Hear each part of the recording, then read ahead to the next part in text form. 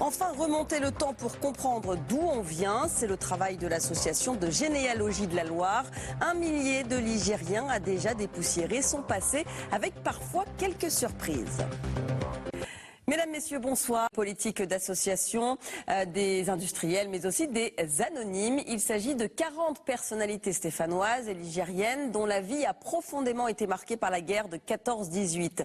L'association de généalogie de la Loire leur consacre une exposition dans le hall de l'hôtel de ville de Saint-Étienne. Qui sont-elles et d'où viennent-elles? C'est ce que vous allez découvrir au travers de cette exposition.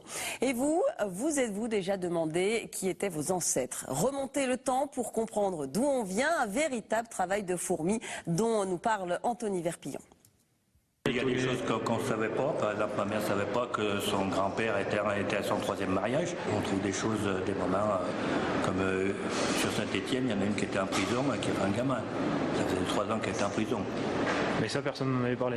On trouve ça comme ça.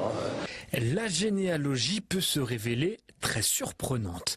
Cela fait 37 ans que Jean-Louis est un membre actif de l'association Généalogie de la Loire.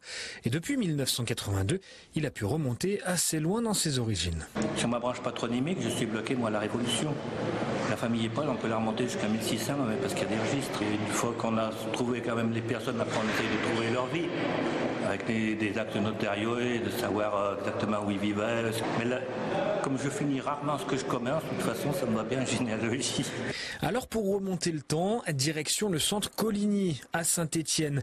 Il faut descendre à la cave pour tomber sur plusieurs millions de documents en tout genre.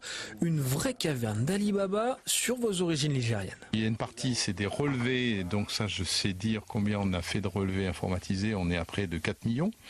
Par contre, on a tout un tas de documentation en brochures, en livres, en informations d'histoire locale. Et ça, bon, je sais qu'on a 1800 livres dans la bibliothèque. Et puis les revues, je ne sais pas les compter parce qu'il y en a beaucoup.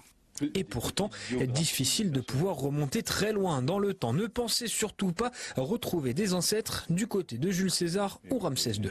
Sur la Loire, ce que je disais, jusqu'à 1670, c'est assez facile sur la plupart des communes, mais il y en a où on est obligé de s'arrêter avant.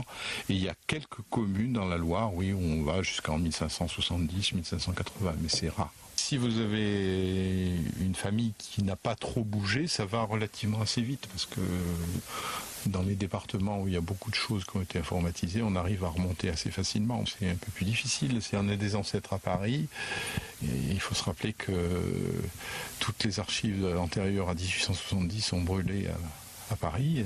Et parmi les grands conseils à suivre, ne cherchez pas des documents antérieurs à 75 ans, ils ne sont pas encore dans le domaine public. Ne pas se précipiter et prendre le temps de vérifier vos découvertes, mais aussi éviter certains sites qui fonctionnent notamment grâce à la contribution des internautes, souvent source d'erreurs.